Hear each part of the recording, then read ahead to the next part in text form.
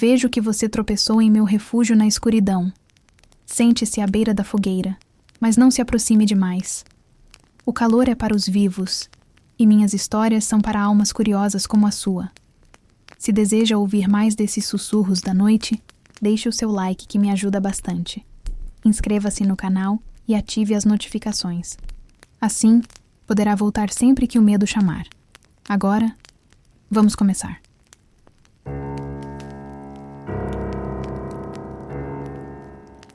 O apartamento no número 413 da Rua das Sombras parecia ter saído de um pesadelo antigo. As paredes, pintadas de um amarelo doentio, exalavam um cheiro de mofo e algo mais. Algo adocicado e podre, como carne esquecida atrás de um armário. Lucas assinou o contrato sem pensar duas vezes.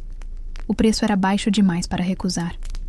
O corretor, um homem de olhos pálidos e sorriso rígido, entregou-lhe as chaves com um aperto de mão úmido. Não mexa nos espelhos, ele disse, como se fosse uma piada. Na primeira noite, Lucas notou algo errado no banheiro. Enquanto escovava os dentes, seu reflexo piscou 1 segundo depois que ele. Ele congelou, a escova ainda na boca. O reflexo continuou imóvel, como se estivesse esperando. Quando Lucas recuou, a imagem sorriu, um gesto rápido, quase imperceptível. Na manhã seguinte, uma rachadura fina cortava o espelho da cozinha. Não partia da borda, mas do centro, como se algo tivesse batido por dentro. Os dias se tornaram um pesadelo discreto. Seu reflexo agora agia por conta própria, coçando o queixo quando Lucas estava imóvel, virando a cabeça para olhar algo que não estava lá.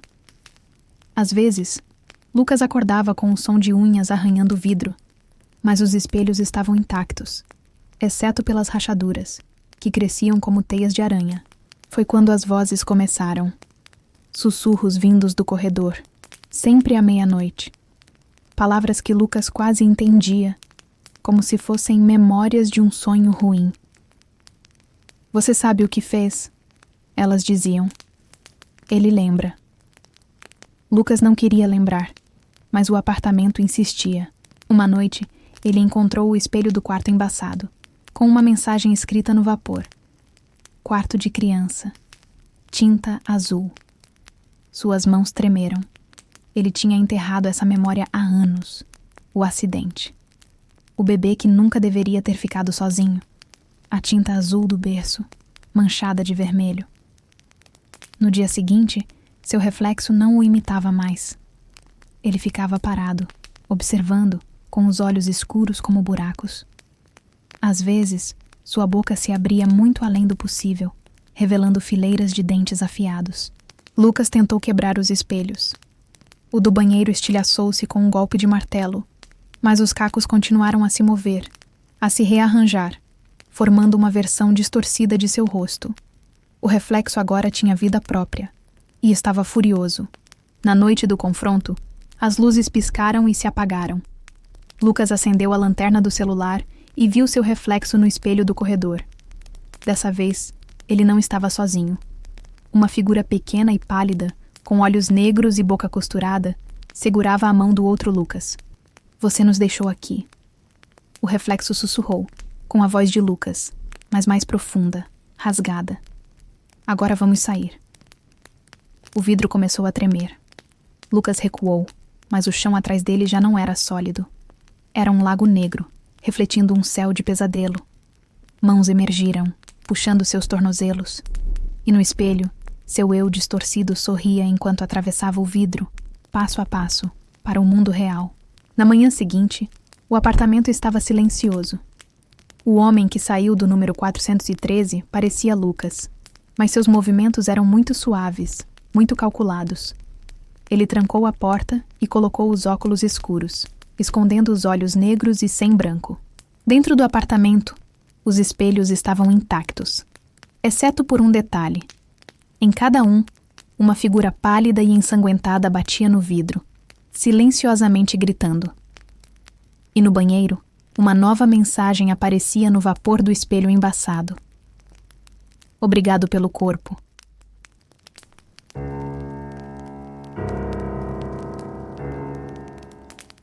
O apartamento 7B do edifício Harmonia parecia perfeito para Clara. Barato, espaçoso o suficiente para seu estúdio de pintura e, acima de tudo, silencioso. O corretor, um homem de sorriso apertado e olhos que nunca paravam de piscar, enfatizou esse último detalhe como se fosse um prêmio. Aqui, você não ouve nada, ele disse, entregando-lhe as chaves com dedos finos e pálidos. Mas o silêncio do 7B não era comum. Era absoluto, opressivo, como se o próprio ar se recusasse a vibrar.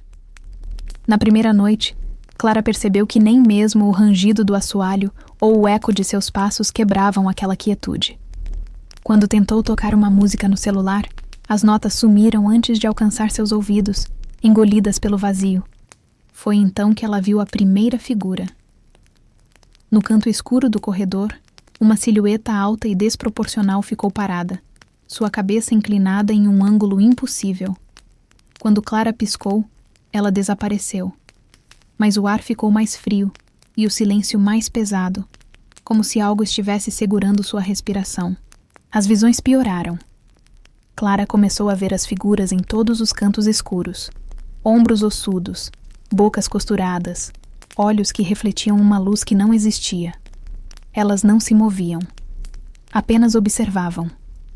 Quando ela tentou gritar, o som morreu em sua garganta, sufocado antes mesmo de nascer.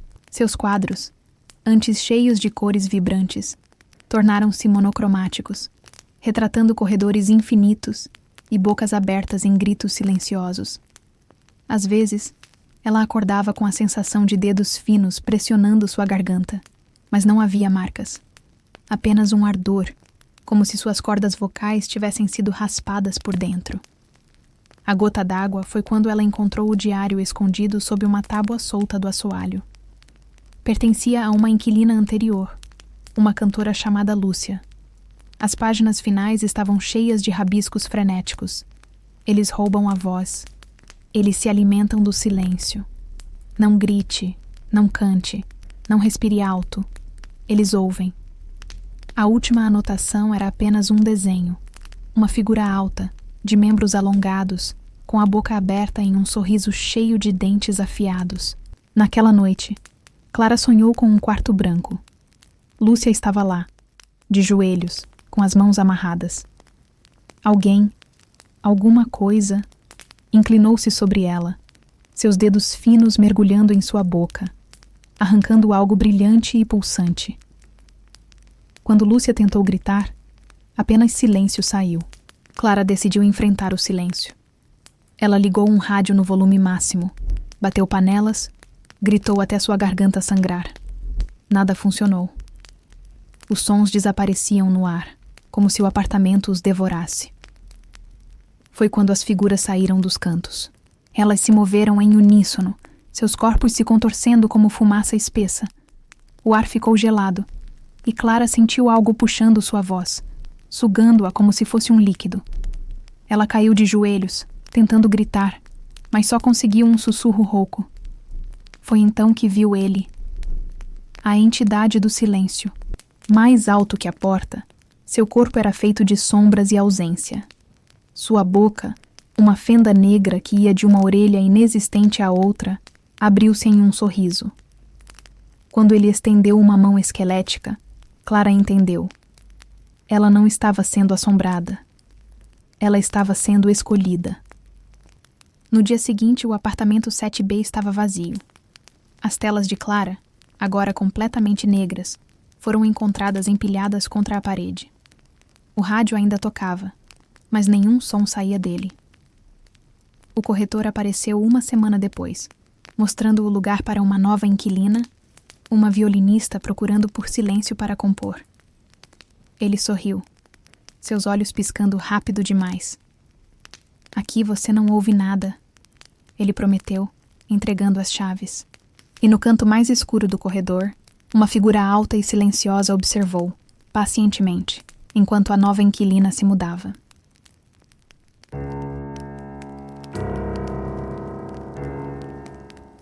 A cabana de Elias ficava no coração da Floresta dos Sussurros, um lugar onde os pinheiros se inclinavam como espectros e o vento carregava segredos antigos. Ele havia se mudado para lá em busca de solidão, de um refúgio contra o mundo que tanto o decepcionara. As paredes de madeira envelhecida rangiam como ossos cansados, e o cheiro de terra úmida e tinta fresca se misturava no ar.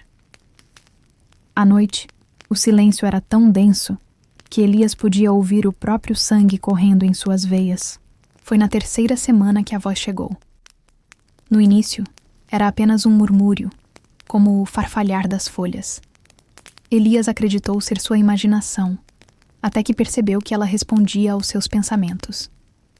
Escreva sobre o lago, sussurrava, suave como seda envenenada. Sobre o que está enterrado nele. Elias obedeceu. A história fluía de sua pena como água negra, e pela primeira vez em anos, sentiu-se inspirado. Mas quando terminou, notou algo estranho. Suas mãos estavam sujas de terra úmida, embora não tivesse saído da cabana. A voz tornou-se mais exigente. Acenda uma vela, ordenou naquela noite. Desenhe o símbolo na porta. Elias não reconhecia o símbolo. Um emaranhado de linhas que pareciam gritar quando olhadas por muito tempo. Mas suas mãos moveram-se sozinhas, traçando os sulcos na madeira com um estilete. Na manhã seguinte, a notícia chegou. Uma criança havia desaparecido na vila próxima, perto do lago. O corpo foi encontrado horas depois, os olhos arrancados, os lábios costurados com fio negro, exatamente como Elias descrevera em seu conto. O terror se instalou em seu coração. Ele queimou os manuscritos, mas a voz riu. Você acha que pode me silenciar? As chamas se contorceram, formando uma boca que cuspiu brasas em sua direção. As exigências cresceram. Elias acordava com arranhões no peito, como se tivesse lutado durante o sono. Seus novos escritos tornaram-se profecias de horror. Um incêndio na taverna, uma família enforcada em seu celeiro. Cada tragédia acontecia exatamente como ele a descrevia. E então, a voz revelou seu nome. Nirat, uma entidade que se alimentava de histórias e do medo que elas geravam. Você me libertou, sussurrou, enquanto as paredes da cabana sangravam tinta. Agora me dê forma. Elias tentou fugir, mas a floresta o repeliu. Os galhos se entrelaçaram em uma barreira, e o vento gritou em sua mente. De volta à cabana, encontrou seu último conto aberto na mesa. Uma história sobre um escritor que se tornava um deus através de suas palavras. Nirat agora tinha voz própria. Sua presença enchia o ar, um peso que fazia os ossos de Elias estalarem. Complete-me, ordenou, ou eu tomarei de você. Em um ato de desespero, Elias pegou o manuscrito e rasgou-o. A cabana tremeu. Vidros estilhaçaram. Nirat rugiu, sua voz distorcendo-se em um grito de 1000 línguas. Elias correu para a lareira e jogou os pedaços no fogo, mas as palavras não queimavam. Elas se contorciam como vermes, sussurrando promessas de glória e ruína. Foi então que ele viu a verdade. Nirat já estava dentro dele. Sempre estivera. Na manhã seguinte, um caçador encontrou a cabana vazia. Os manuscritos de Elias estavam intactos, mas as histórias haviam mudado. Agora contavam a jornada de um homem que se tornara um conto, sua carne transformada em tinta, sua alma em palavras. Na vila, as tragédias cessaram, mas às vezes, nas noites mais silenciosas, os moradores juram ouvir uma voz suave sussurrando nas sombras. E se olharem rápido o suficiente, veem uma figura pálida observando da floresta, seus lábios se movendo em sincronia com os pesadelos daqueles que o ouvem.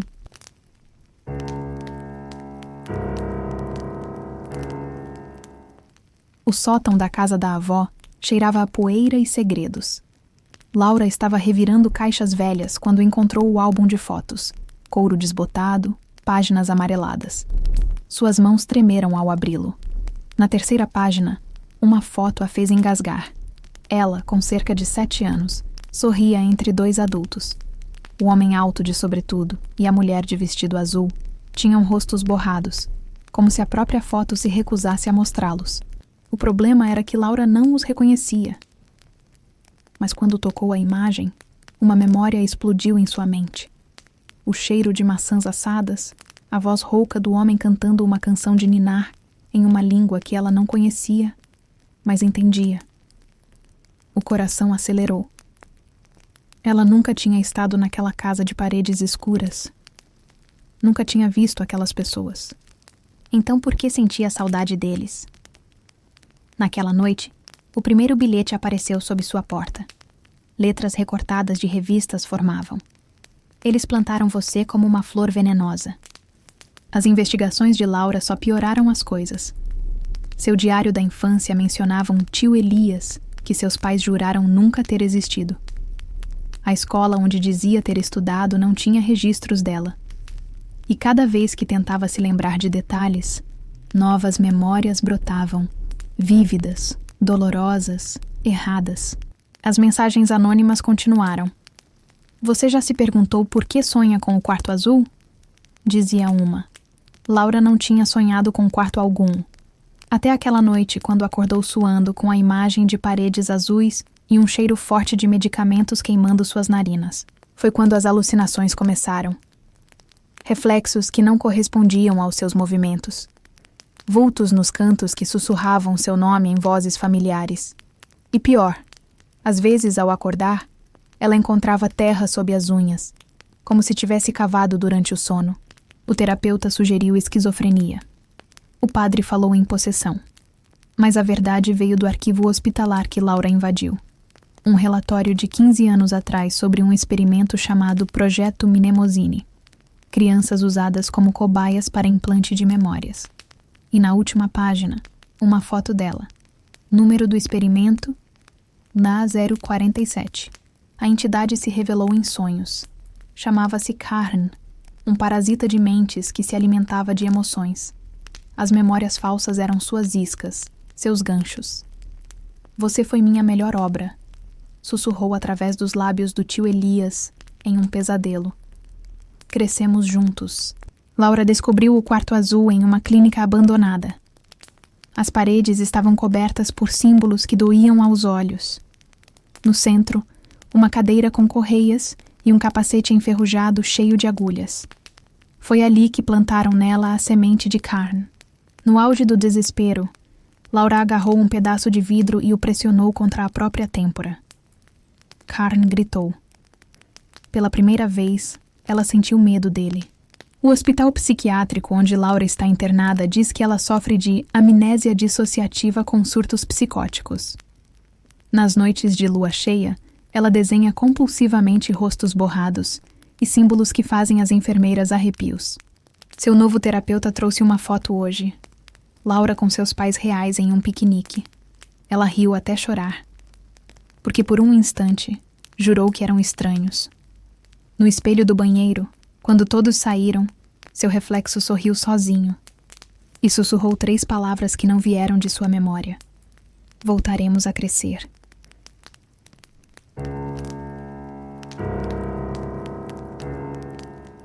Se você gosta de histórias sombrias, mistérios aterrorizantes e enredos que desafiam a lógica, inscreva-se no canal e ative o sininho para não perder nenhum novo capítulo do terror noturno. Sua curiosidade é bem-vinda, mas cuidado, nem todos saem ilesos.